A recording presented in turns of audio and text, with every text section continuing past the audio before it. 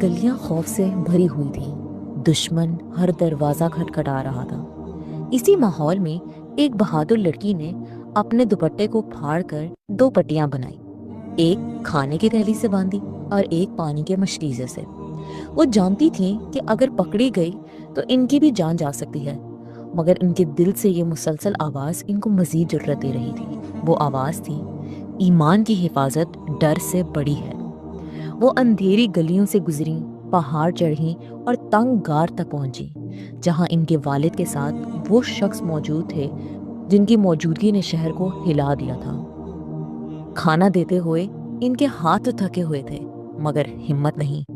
गार में बैठे मर्द ने मुस्कुरा कर कहा, आज तुम्हारी गिरह नहीं, तुम्हारी जुर्रत बोल रही है।